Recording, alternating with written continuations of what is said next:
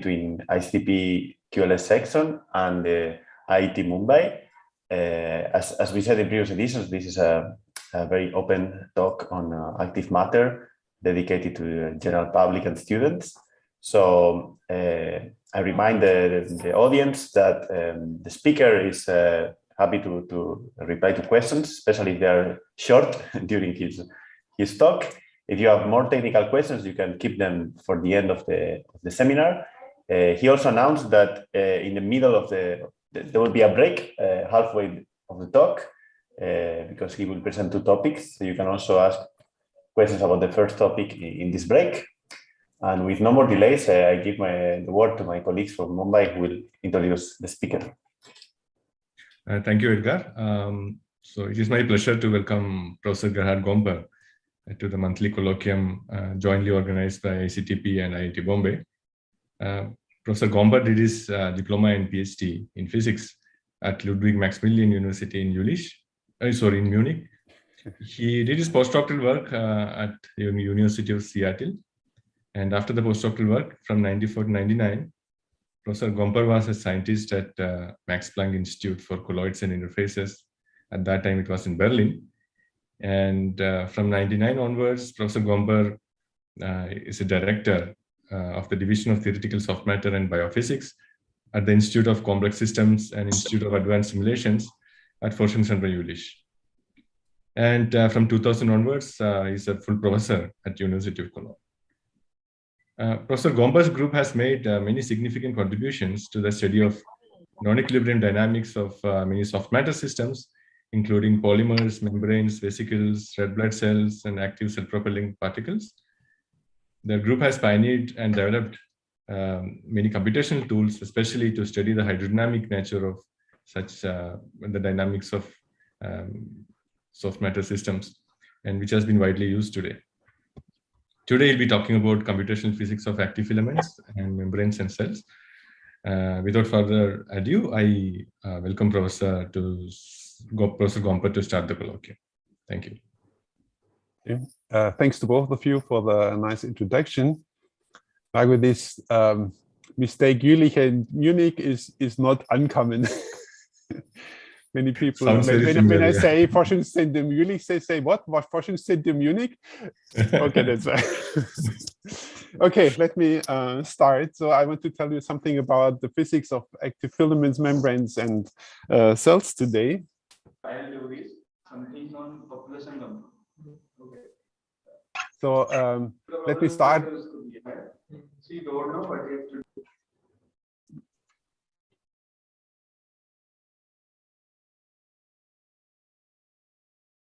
Sorry, I think there was one speaker who had the microphone on, but the problem is solved. So I think Gerhard, please unmute once. Yeah, so, yeah. I mean, the problem is with this laser pointer, I also has to switch back and forth, but no problem. Okay, so I just want to give you a couple of examples for active matter in biological systems, also in synthetic systems. And so let me start with a cytoskeleton. Like you see here a movie which you don't see. Okay, guys, sorry, I have to switch from the laser pointer to this this arrow, because otherwise I cannot operate the movies and so on. All right, so the first is this cytoskeleton, and there's this interesting phenomenon of cytoplasmic streaming. Come on. Yeah, no. Yeah, so you see here, this is driven, this is driven by the cytoskeleton network in of microtubules in the Drosophila oocyte.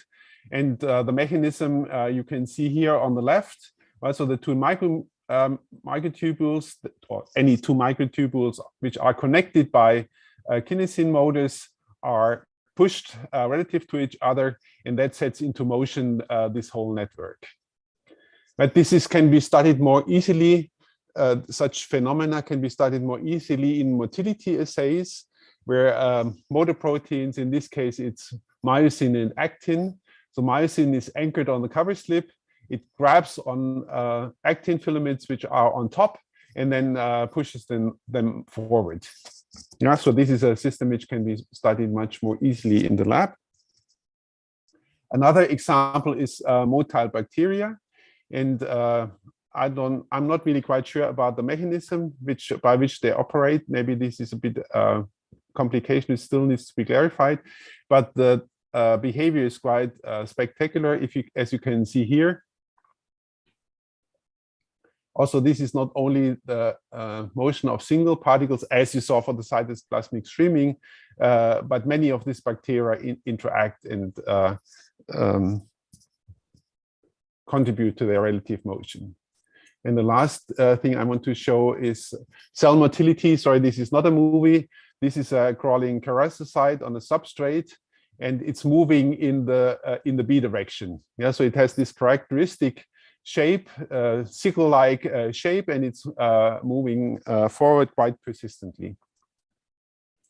Yeah. So in all these systems which I've shown you, I think the important point which I want to focus on today is this interplay of propulsion and deformation. Yeah, you have seen this here. The shape is not spherical, but also, I mean, and this is only during the motion. And also, if you think of the bacteria before, right, they are strongly deforming because of the propulsion.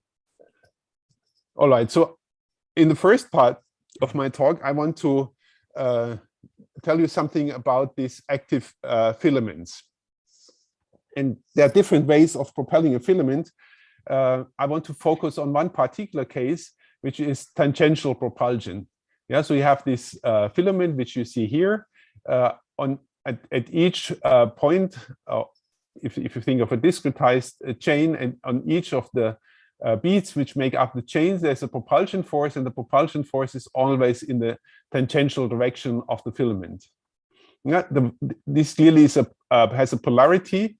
So in this case, it's moving from the light gray side to the dark gray side.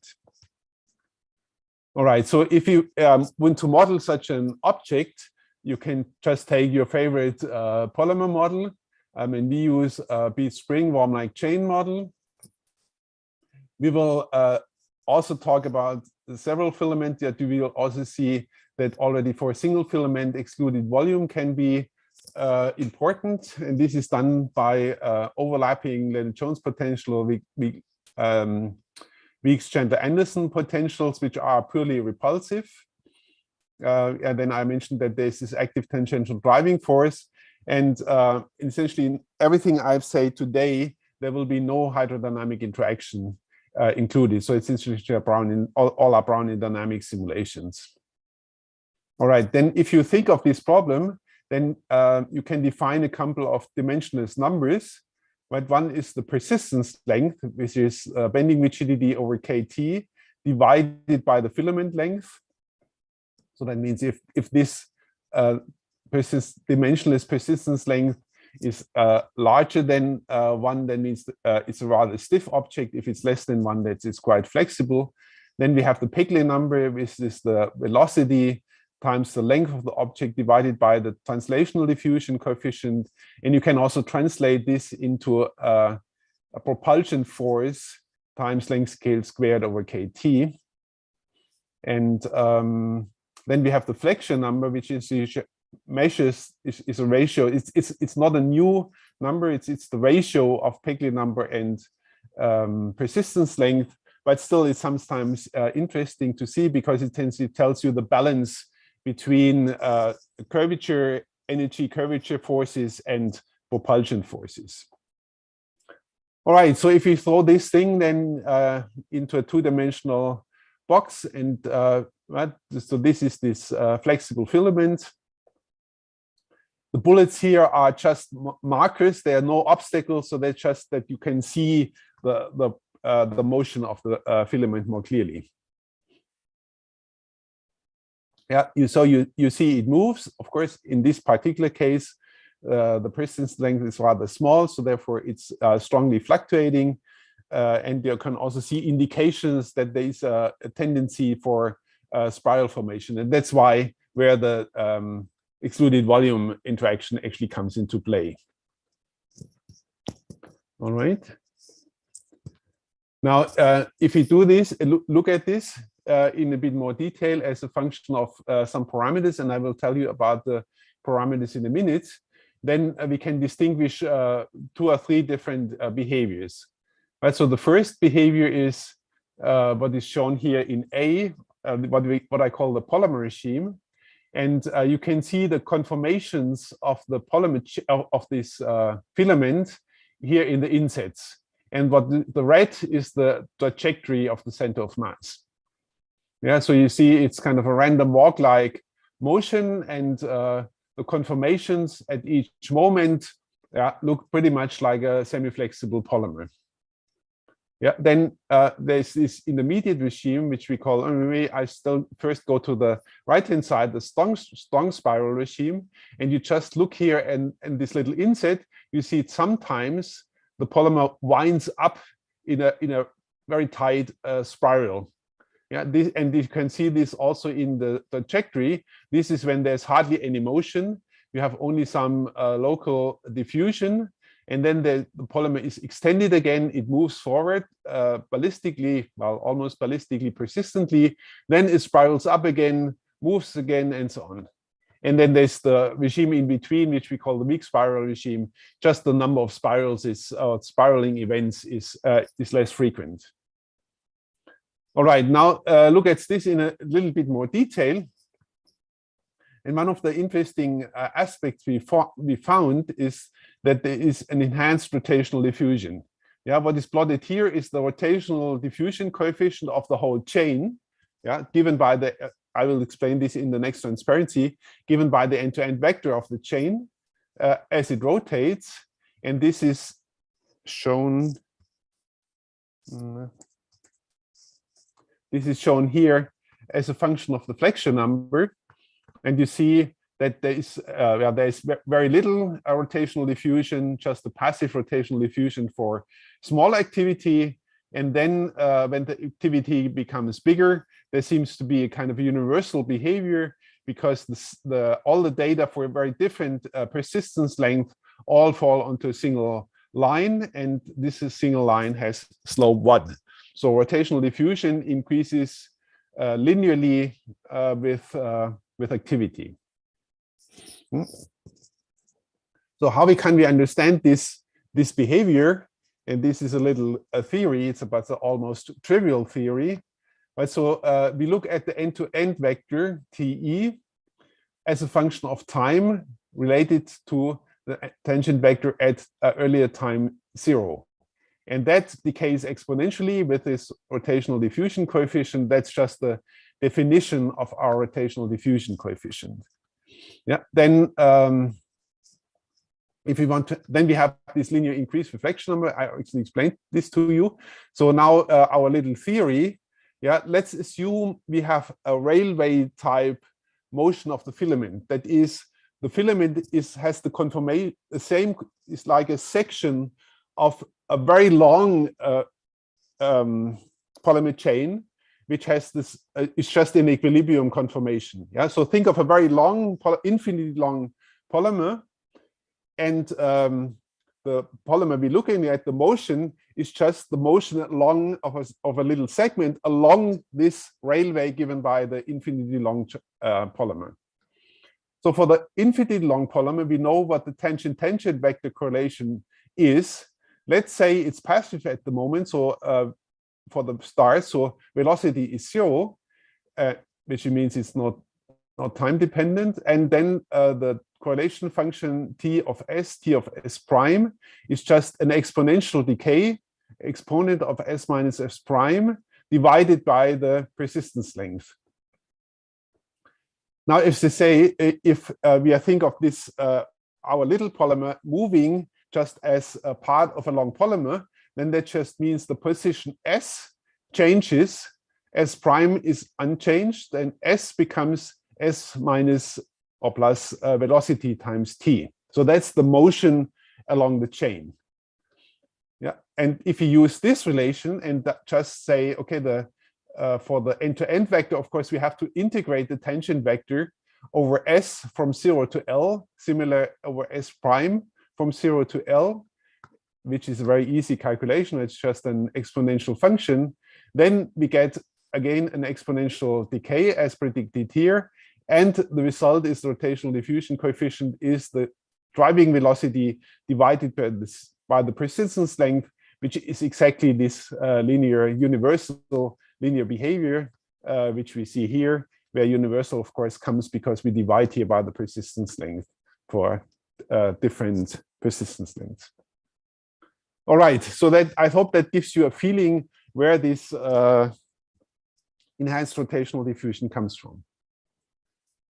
Now, if you look at kind of a phase diagram of persistence length versus Peclet number, then I think this is not too surprising that we see the spiral regime when the persistence length is high, strong propulsion, and the when the Peclet number is high and the persistence length is low, because if the persistence length is low, then it's easy for the front part of the chain to have a high curvature and hit the tail and thereby start the spiraling.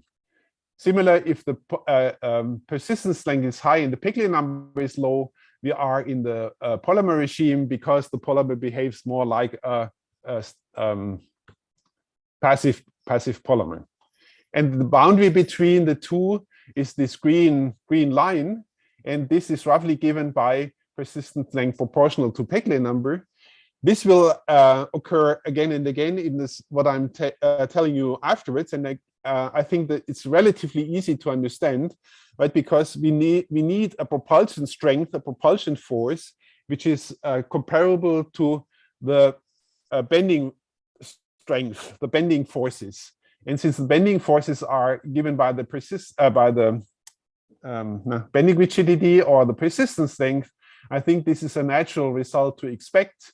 Bending forces and propulsion forces are similar, and then you see the transition between the two. If persistence dominates, activity plays a little role. If persistence dominates, then this is dominating and leads to this highly non-equilibrium kind of behavior. Yeah, but it's also shown here, this purple region, this is the parameter space for actin filaments on these myosin carpets for this motility assays. So we would claim that it would be possible to see this transition from polymer to spiraling in these motility assays. All right. So now this was for a single filament. Now let's look at what happens if the concentration increases. We are talking here still at a very small concentration, should be set here somewhere. Okay, it's on the order 0.01 or 0. Okay, I can't see it now. Anyway, maybe the pictures are on the way. No. Okay, this is at a relatively small concentration in any case. So let me just play the movie. Maybe I'll start with the movie here at the bottom. This is very short filaments, and this is actually a behavior we have not really fully understood. The dependence of the spiraling on the length of the filament. Yeah, as I show you here, small filaments show some spiraling, but not much spiraling. Longer filaments show much stronger spiraling. And I think the reason is that the width of the chain also plays a role, because if you think of a short chain, you can only wind it, say, 2 times around itself, then the length is exhausted. If you have a very long polymer, of course, you can do it much more often. So for the longer polymers, we see this much stronger spiraling. Yeah, it's maybe difficult to see, but these little bullets, these are all spirals. And if you watch carefully, and I can't tell you where to look, then sometimes you see that the polymers unspiral, they become extended, they move, are in this polymer regime, and they spiral again. And there's quite the significant concentration dependence, which you see here in the plot on the right. Yeah, so if we first look at the spiral number, so that is how many times the polymer is wound around itself, or you can call it a winding number if you like. This is the blue parts, and averaged over all polymers. So you see if the concentration is very low, all polymers spiral. There's hardly any extended chains. But as the concentration increases, polymers hit each other, they help to unspiral, and therefore the spiral number quickly goes down as a function of concentration. At the same time, also the clustering increases, that's the red bullets, and you see that as the spirals decrease, polymers become more extended, they collide with each other and form clusters, and that is indicated here by this cluster number.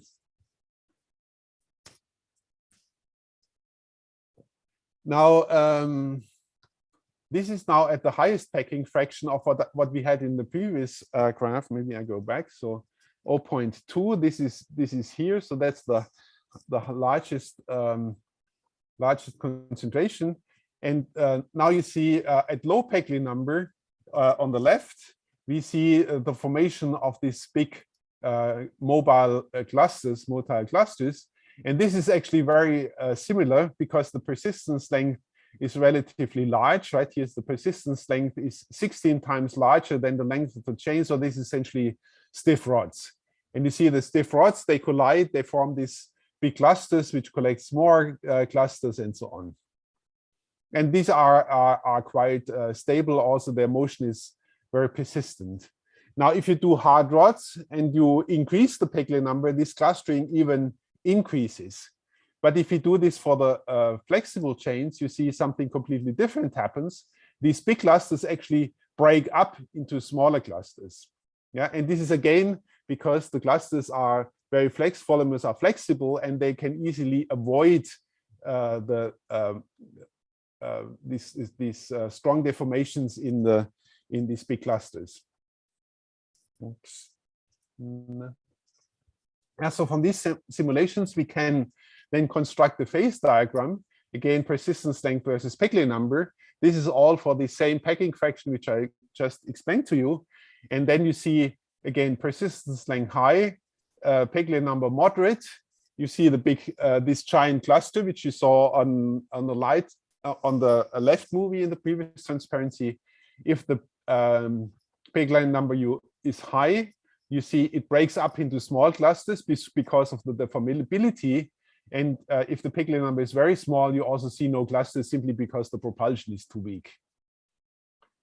Yeah. So again, the transition between the giant clusters and this break up into smaller clusters with increasing Peckley number is again given by the same relation which I emphasized before, that the persistence length is proportional to Peckley number, and that is this dashed line which you see here in the phase diagram.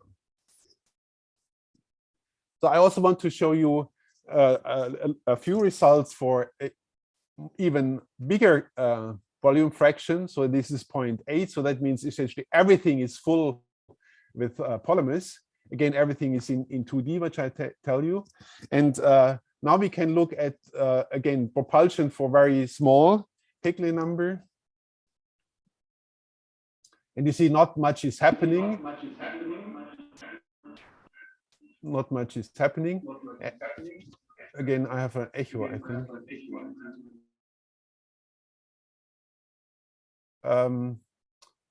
Yeah, so we call this the jammed phase. Then if the Peckley number increases, then polymers start to move and align themselves. And this leads to this lamellar ordering because the flexibility is still small, relatively small compared to the propulsion forces. And the most spectacular behavior is seen if you go to really strong forces. And then you see what we call a turbulent phase. And I think it looks pretty turbulent. And you should compare this with a movie which I showed you in the beginning of Proteus mirabilis. And I think there is at least some apparent similarity. It looks actually quite similar, but we have not looked at this into more detail yet. So why do we call this turbulent phase? Well, our justification for calling this turbulent is if you look at the power spectrum, yeah, and so you see the definition of the power spectrum here, E of k. K is a wave vector. It's the equal time correlation function of the velocity at different positions, separated by a vector r and then just Fourier transform with respect to this positional vector. But this is a quantity which is often looked at in hydrodynamic turbulence, in the classic turbulence. And there one finds that this is a power law behavior. This is the famous law of Kolmogorov, that this goes like wave factor to the -5/3.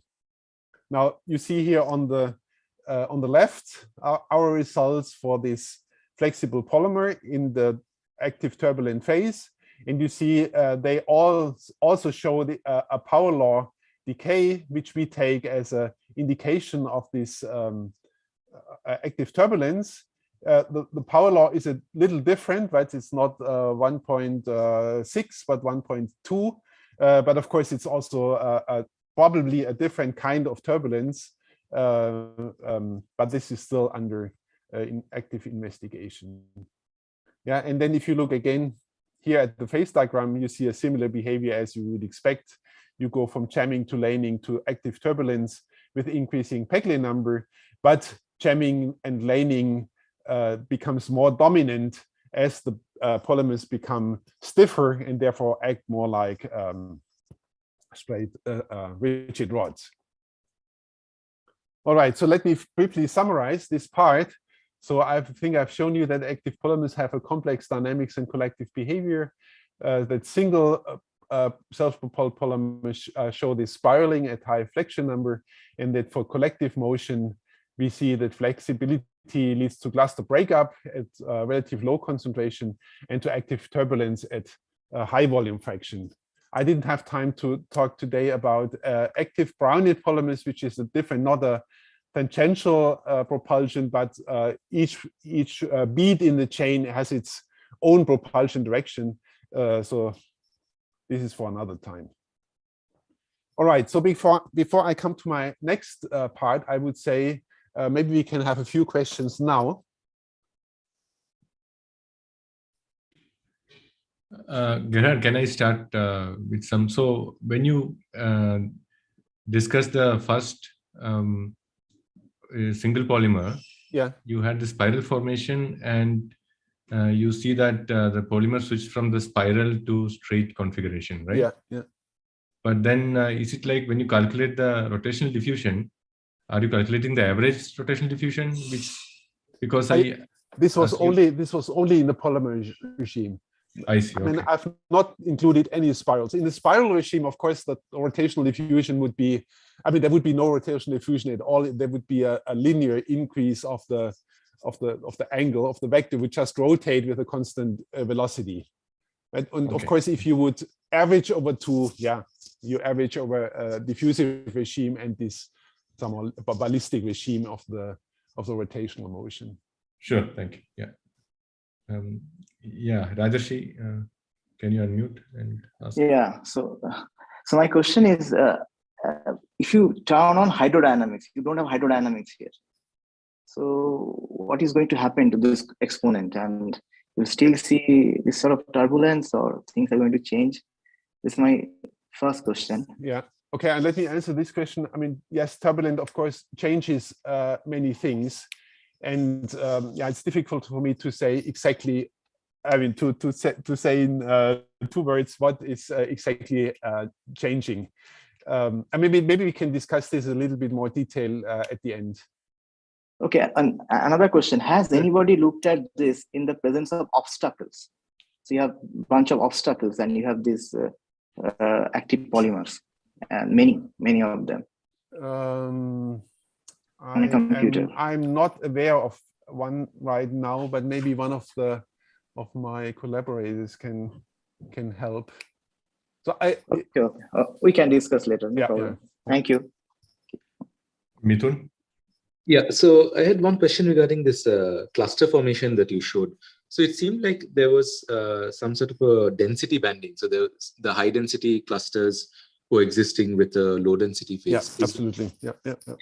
Is that a long time stable phase, this sort of a density band that appears? Yes. And secondly, yes. Inside the clusters, is there any sort of polar order that develops, or is it is there a nematic order in that sense? No, I mean, okay, you saw, okay, the questions is, I mean, when I talk about giant cluster, of course, this is always quote a two-phase coexistence, right? Because otherwise you would not see a cluster. A cluster means it's in a sea of low density.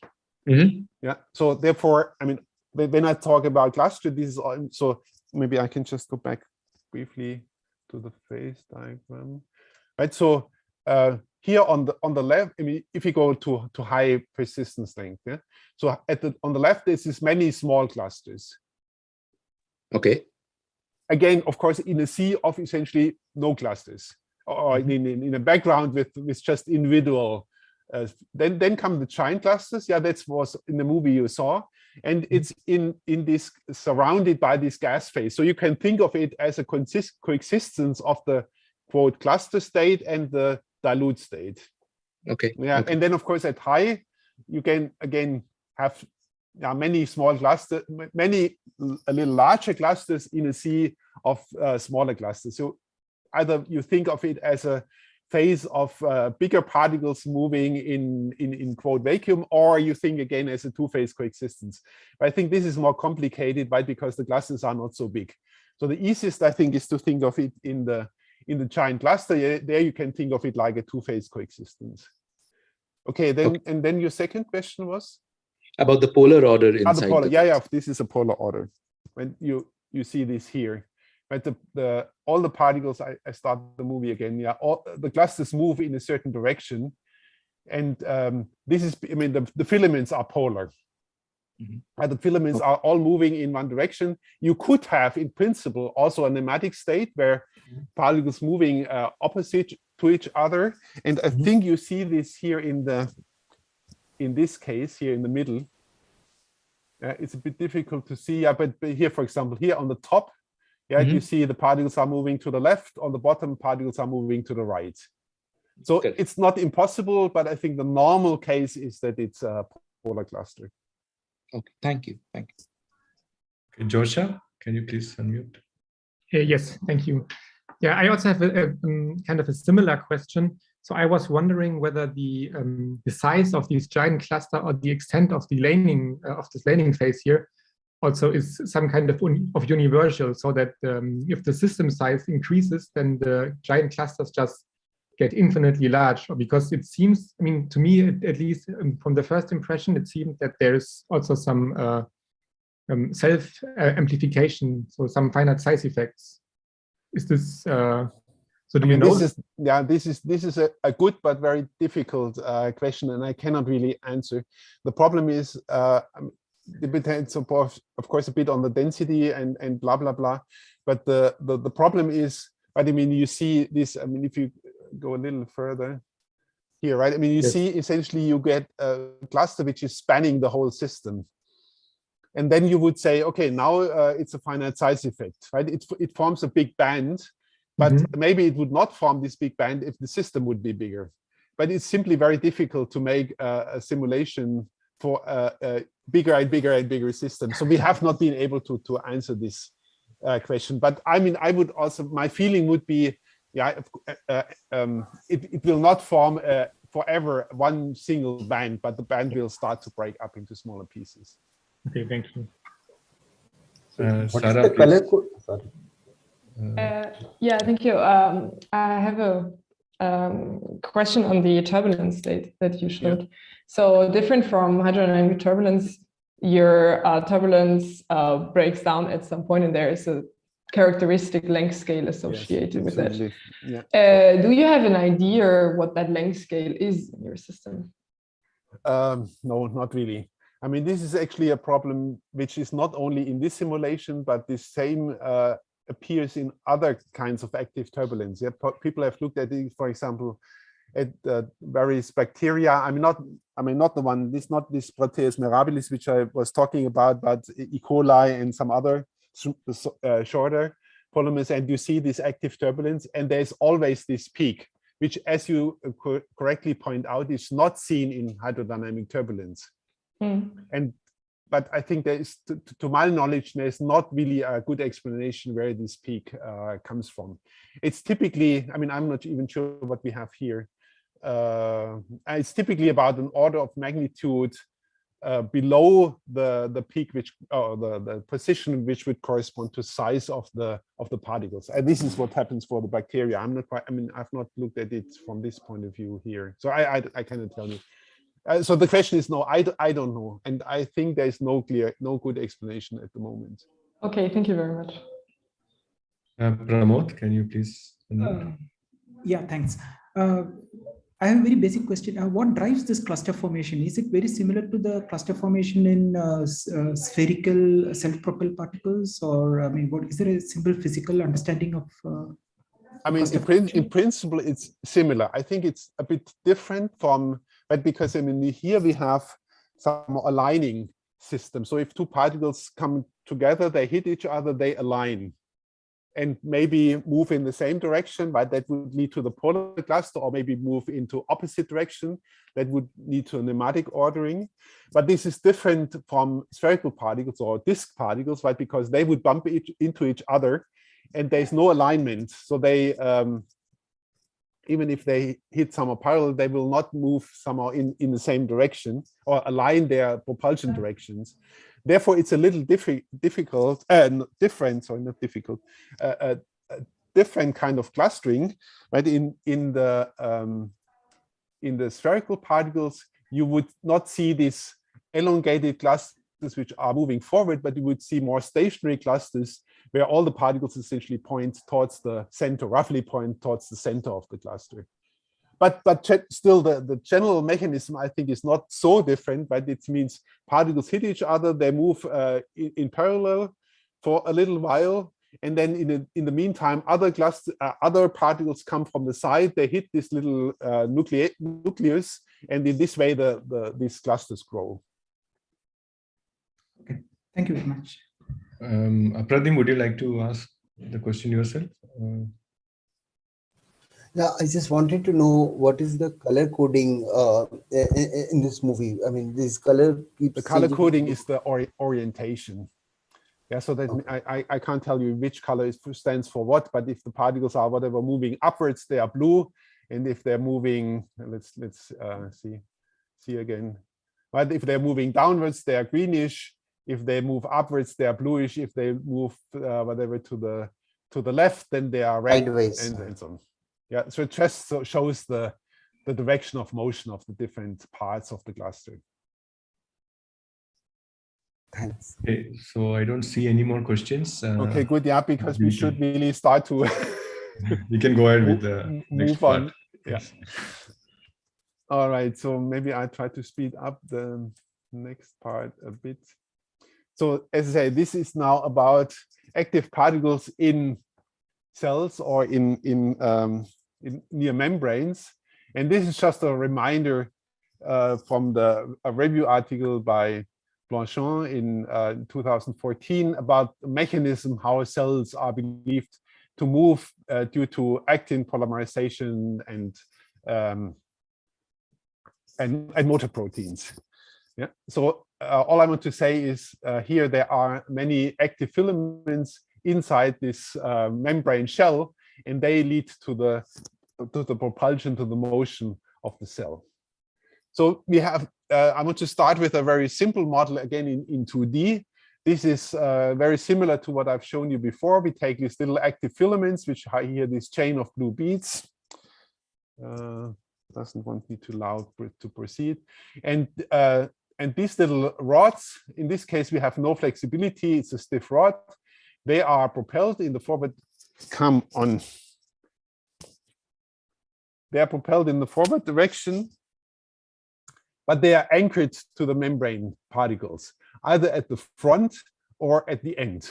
So in this way, because we can have anchoring at the front of the end, it can either be filaments which push towards the membrane if they're anchored in front, or they can pull on the membrane if they are pulled at the end. Yeah, and then if we have several filaments, we have a repulsive interaction, but we take a finite repulsion. So if that particles can actually overlap or actually move across each other, and this is given by this overlap energy ER. So you can think of it as a capped Lennard-Jones interaction. And in addition, we have a membrane friction with a membrane with a substrate, Yeah, so this ring, this membrane ring, which is moving on the substrate, has a friction with the substrate, and the particles themselves also have a friction with the substrate. So now let's see what happens. Yeah, so the behavior is, of course, determined either whether you have pushing particles, pulling particles, or mixed system with both pushing and pulling. And important is the Peclet number this repulsive energy. Yeah, so if the repulsion is very small, ER is equal KT, that means the particles can easily move across each other. Whereas if the repulsive energy is high, then they form these little clusters. Yeah, and now you see a very different kind of motion. Yes, for these pushing rods, which are then aligning because the repulsion energy is very small, they are essentially aligning parallel to the membrane, moving around the membrane, and this leads to a very erratic, random walk-like motion. I have no idea what I'm doing wrong. Okay, anyway, so whereas if you have pushing and pulling rods, but then you see this little cluster here of pulling particles and a little cluster of pushing particles, and they exert a torque on the cell, and therefore in this case you get this circular motion, rather persistent circular motion. If you have only pulling rods, the pulling rods also form these little clusters, and this is a smaller Peclet number. That's why cluster formation is more pronounced, and you see this rather persistent motion in one direction, which arises from all particles pulling in the same direction. Many particles pulling in the same direction. Now, this was just a warm-up. Of course, it becomes more interesting if the membrane is actually deformable, right? Because then the particles not only push or pull, move the cell, but they also deform the membrane. And here we can again distinguish three different classes. This kind of fluctuating shape, where the cell shape does not change much, shows some active fluctuation. This kind of keratinocyte-like shape, just think of the picture of the keratinocyte, which I showed you in the beginning. I'm not going back to the beginning. Yeah, and in this case, all these pulling rods also lead to a flattening of the membrane in the rear.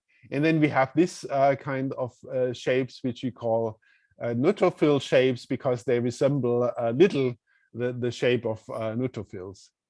Now, what is interesting is that if we look at the deformability, the shapes, and the motion of all these different objects for different number of for different propulsion strength, for different number of rods inside, and so on, then we find there's a classification of the shape and the velocity.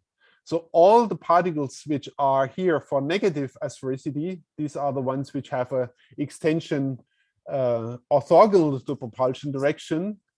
These are the keratinocyte shapes, and they all have roughly the same velocity. I mean, not the same velocity. I don't tell you exactly what scaled means, because it becomes a bit technical, but it just means, of course, if you have more rods and they push more strongly, then it's clear that the velocity increases, but that has been scaled out here. Yeah, so the trivial factors have been removed. But by the same, I mean, this scaling is done the same for all the different shapes. Yeah, so you see that this is the keratinocyte class. This is this neutrophil class. This is a kind of a slightly different neutrophil. So all the neutrophils are here, and these are the fluctuating shapes because they have essentially zero asphericity and roughly no velocity. So the point I want to make is that there is a close connection between cell shape and cell motility if you have this internal driving. Yeah.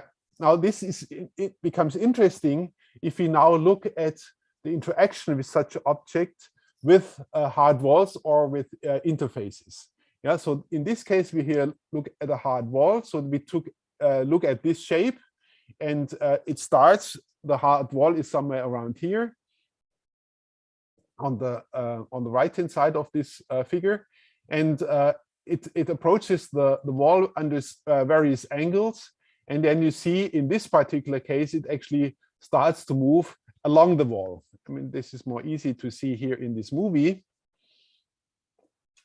Yeah, the wall is here on the flat part on the right, and you see the pushing filaments push the particle towards the wall. Therefore, it does not detach from the wall, and the pulling filaments, they all keep pulling and therefore move it parallel to the wall.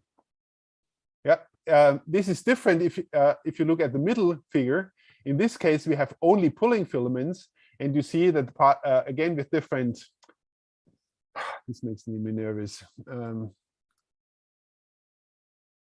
Anyway, okay, so in this case, you see again with different incidence angles that it's not sticking close to the wall, but due to the rearrangement of the internal filaments, the particle is actually, the cell is actually reflected from the wall. And this is actually quite similar to what has been observed in experiments. This is a keradocyte moving on a surface, and here is some textured part of the surface which the keradocyte does not want to touch. Yeah, so it acts a little bit like a hard wall. And you see it bumps into the wall, it reorients, and it moves away from the wall again. And if you look at this, this is analysis of this experimental movie. You see there are many different incidence angles. This is a flat incident, small incidence angle. This is a very large incident angle. But all of them come out, when they are reflected, come out with roughly the same incidence angle. And this is very similar to what we also see here, which you see here. But then there you see that we have the different incidence angles, but many of them here come out at essentially the same reflection angle.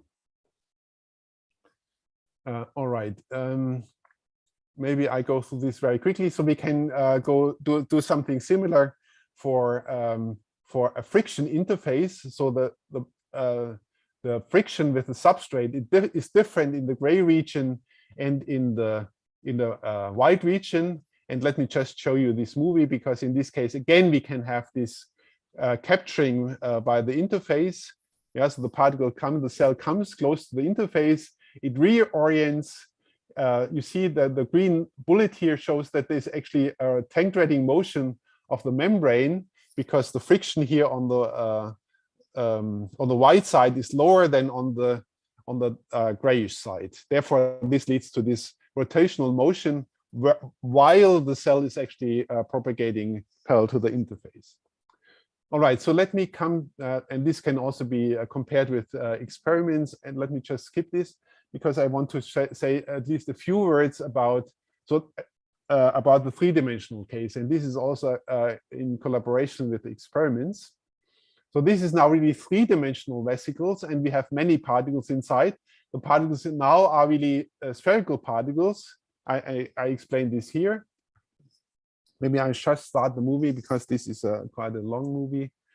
Yeah, you see, so this is the experiments were done by other collaborators at ETH Zurich.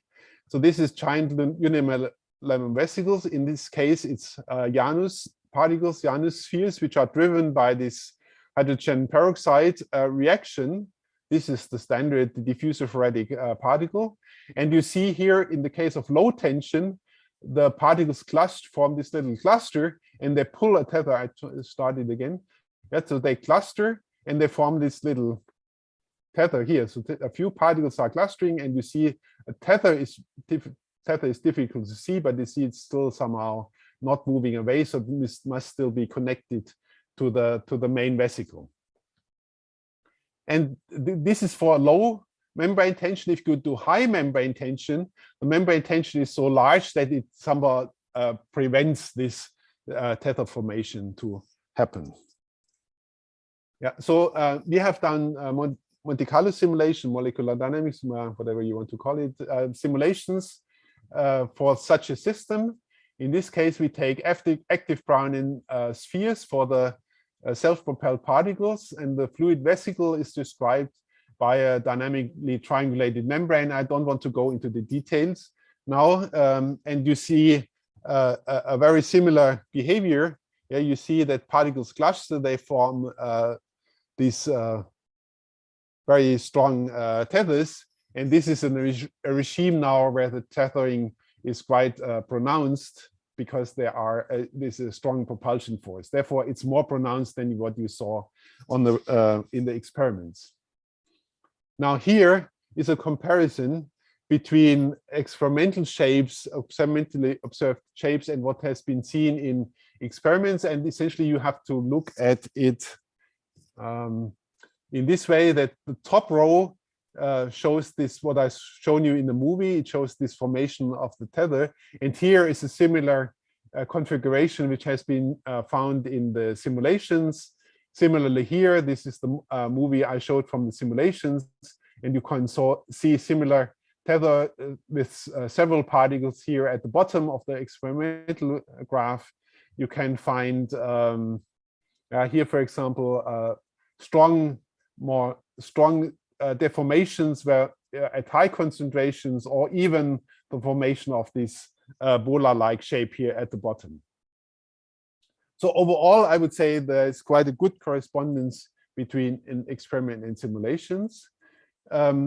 One advantage of the simulations is that you can easily vary the Peckel number, the propulsion strength, which is actually quite difficult to do in these experiments, because if the concentration of hydrogen peroxide is too large, you find a bubble formation of hydrogen bubbles, and that somehow makes the whole system very complicated and difficult to interpret. So therefore, the experiment was essentially done just by a single propulsion strength, whereas here we can construct the whole phase diagram as a function of Peckel number here upwards, and particle volume fraction in the x direction. Yeah, and then you see that there is a regime of fluctuating, roughly spherical shapes. If the propulsion strength is high, you see the tether formation, and then if the particle concentration is very large, then we see this formation of prolate shapes or bola type vesicle shapes. Yeah, and I can give you a little explanation, hand-waving explanation for how this happens. Well, there are two competing methods, or maybe three competing mechanisms. Yeah, the one is that, of course, self-propelled particles generate a local force on the membrane. Yeah, this is very similar to what people have done for colloids, which are attached to the membrane and pulled by an external laser tweezer, and then they see this tether formation. Now, in this case, the force is generated not externally by a laser tweezer, but internally by this propulsion strength. And that, if that propulsion strength is big enough, or this force is big enough, yeah, then it overcomes the bending rigidity and tension of the membrane, and then you see the formation of the tether. Yeah, so the propulsion works against membrane rigidity and tension, and whatever dominates, either you see the tether or not. Yeah, and of course, tether, you need a big enough force, and therefore this happens at large activities. So this is essentially for if you think of a single particle. Yeah, and if you think of many particles, but then they can form clusters, and that leads to a stronger propulsion force, and therefore this enhances the tether formation. On the other hand, they also cover a larger part of the surface, so particles are pulling or pushing on different parts of the surface, and that is called a swim pressure. And that, while if you think of the Laplace swim pressure as a Laplace pressure, that generates an active membrane tension. And as we have seen in this experimental movie, in this case it was a passive tension, but if the tension is too big, then this suppresses the tether formation. Yeah, and we can put this into equation. I will spare you from going through this in detail. Just show you the results. Yeah, so this little theory is the full and dashed line. This is for single particles, and that explains the transition from these fluctuating vesicles to the formation of a few tethers. Yeah, so this becomes more difficult with increasing particle number because active pressure appears. Now the second line is here for clusters. If you allow particles to cluster, but then this becomes again more easy to form tethers. Therefore, this line goes down. But if the concentration becomes even bigger, then again, also the active tension starts to become even larger, and therefore the active tension again suppresses the formation of individual tethers, and you see rather this kind of global vesicle deformations. Okay, I think I'm okay. Let me just not go into the details here. I just want to say we can also look at the fluctuation of the particles, right? And this would be really mainly here, where the vesicle is still roughly in the spherical shape. We can still see the effect of activity due to enhanced fluctuations. Let me not go into the details, just look at the results. Yeah, so this is the fluctuation modes. The fluctuation modes. Right? So this is again a two-dimensional cut to this three-dimensional vesicle. Therefore, we have only one wave number, which you can think of the wave number with mode number L. Yeah, and so what you see is for large wave numbers, so short wavelength fluctuation, this is essentially the same behavior which you would expect for passive particles. But for low wave numbers, this is the behavior you would expect for passive vesicles with some small tension. But in this regime, the activity plays a big role, and it changes the power law behavior from L to the -1 actually to L to the -4. And you see here the two exponents. The bluish line here corresponds to the large L behavior that is roughly constant. But for small L, you see this dramatic change as a function of Peclet number. If the Peclet number is 0, you have L to the -3. Okay, this middle regime, which is where there's essentially no. Sorry, this is L to the -1, which you see here. But then, as Peclet number increases, yeah, you go to higher and higher exponents. So active fluctuations become more and more prominent, important for small wavelengths, and you can see a similar behavior here also in the experiments. All right, so then let me just finish. Cannot finish anymore. Oops, no. Okay, so my conclusion about the second part is cell motility is determined by this interplane of membrane deformability, external friction and boundary forces, the internal force reorganization, and the pushing or pulling, the existence of possible pushing and pulling filaments. I've shown you that there's emergence of cell shape, velocity, and sensing together. Yeah, sensing in the sense that particles, this complex particle can actually sense the wall or sense an interface. And we have this, this next point, this scattering deflection at interfaces may be an interesting approach to study cell activity. And in finally, I've shown you this sculpting of vesicles with with active particles, and that leads to many interesting non-equilibrium shapes. All right, I would like to thank all the members of the Theory of Living Matter group here in Jülich. This was in part funded by the DFG Priority Program on microswimmers. And of course, I would like to thank you very much for your attention. Thanks a lot. So are there more questions from the second part?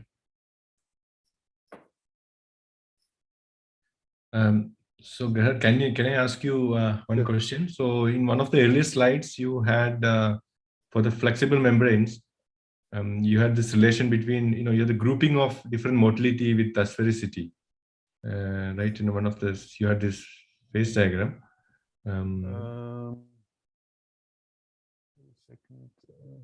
You are talking about 2D stuff, right? 2D stuff, yeah. So okay. So that's one. Yeah.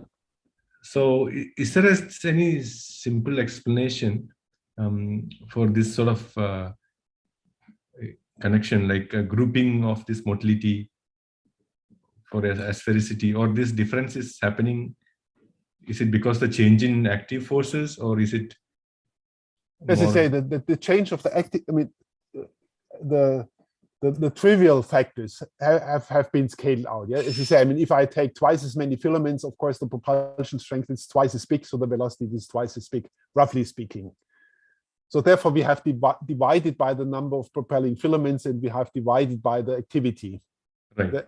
Yeah. So that is scaled out. So what you see here is the effect of shape. So that means if you have essentially a spherical object, a circular object, right, and the pulling forces are somehow randomly distributed because, I should say, maybe this is a point I've not emphasized enough. Yeah. So here in this case, right, all the pulling filaments are collected here in the here on the front, because if there's a curvature, then the pulling particles somehow collect at the region of high concavity. Right. Yeah, that because they are pushing forward, and if it's concave, then they have a difficulty to move away from it. Right. Whereas if it's convex, then of course they can move very easily away from it. Yeah, right. So therefore they are collecting here in the front, and the pushing filaments, they try to flatten the membrane, right? They're pulling on the membrane, therefore they are trying to make a curvature in the opposite direction, and there they collect for the same reason. Mm-hmm. Yeah, and so therefore you have this ordering that all the pulling and pushing filaments are more or less pushing in the same direction, and therefore they are moving, quote, quickly. Yeah, and now if you look at the neutrophil shape, and maybe I should explain, which I have not done before. So we have two neutrophil shapes, the mono and the bi, and the reason is the mono means there's one region in front where all the particles are pushing forward, and all the pulling particles in the back, and they do not do much, right, because they are, quote, opposing each other in their direction of propulsion. And the bi shape has also a little cluster of pushing filaments in the rear, which is pushing in the opposite direction, right, for the same reason. Right? It's a highly curved region, and therefore they collect, and therefore the bi is moving less quickly than the mono shapes. Okay. Yeah. Okay. I hope that explains it a bit. Yeah. Mithun. Yeah, hi. So when you were showing these experiments on the Janus particles in this, so you said that changing the speed of the particles is different because of experimental constraints. But for the experiments that were done, is it possible to estimate what, like where in the Peclet axis I should try to look at if I were trying to correlate these experimental results to the simulations? Yeah. I mean, this is actually, unfortunately, more difficult than it seems, right? Because I mean, if you look at the experimental shapes, then I would say they are, if you look here, right? And of course, I mean, so they can of course also change the concentration, right? That is of course possible, right? That you also see here, right? This case here has of course. Can you see what? Yeah, I can see. You can see my pointer? Yeah, I can see the mouse. Yeah. Okay. So, but here, of course, they have more particles inside than here on the top. Correct. So concentration can, of course, be changed. Mm-hmm. Yeah, but then if you look at the shapes we see here, and you compare it with the phase diagram, right? Then then you would say, okay, it must be here somewhere in the middle. Yeah, Peclet order, whatever, 150, 200. Okay. Yeah, but if you do the calculation and you say, okay, how fast is this particle actually moving without a membrane, then you get a significantly smaller Peclet number, right? I can't remember the number exactly, around 50. Okay. But as I said, I think it's a little bit more difficult because the particles are mostly close to the membrane.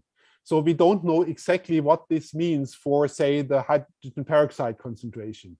It could be depleted locally, or maybe the hydrogen peroxide diffuses in from the outside, and therefore it actually a higher hydrogen peroxide concentration. You also don't really know what happens if they move in a tether. Is there a hydrodynamic flow which changes things? Long story short is we have not been able to really make a detailed prediction of Peclet number and said, okay, and this is exactly this part in the phase diagram. It's more of a qualitative comparison. But regarding this other thing about, like you said, you are changing the concentration in the experiments, but does that match up sort of like does it lead to more of these prolate shapes with increasing concentration? I mean, there's another stuff which I didn't tell you about the experiments. So I answer your question. You have to remind me about your question in a second. But sure. The experiments are done on a cover slide. Yeah. So I think they have probably a high sugar concentration, or maybe the particles are heavier, and they sink to the bottom and flatten somehow. So this is not. So what you see here is somehow pancake-like shapes, yeah, which you see from the top or from the bottom. But they have not the same extension normal to the surface. Yes. Yeah. So therefore, we compare three-dimensional simulations with exactly two-dimensional. Well, it's also not really two-dimensional. It's somewhere between two-dimensional and three-dimensional in the experiments. So that again makes the comparison a bit more tricky. So now, but please remind me about your question again. No, I was saying that whether it is observed in the experiments that with increasing concentration, you get more of these prolate shapes that was there in the phase diagram, the simulation phase diagram. Yeah, I think that you see here, right? I mean, if you look again, here, I mean, so this top part is the low concentration, and then here this lower left part is the higher concentration, and you see, yeah, here for example, these polar shapes, or this almost two. Connected by a small tether, or here. Okay. I think they also saw some topology changes, which we could not do because, I mean, by construction, our membrane has a fixed topology. I see. Okay. Thank you. Sure. Monica, can you unmute? Yeah. So in the flexible polymer, so what is the idea behind? What is the idea behind the modeling of the membrane and the spring-connected polymers? So do we see such something similar in the experiments? So you are talking about this kind of modeling? Yeah.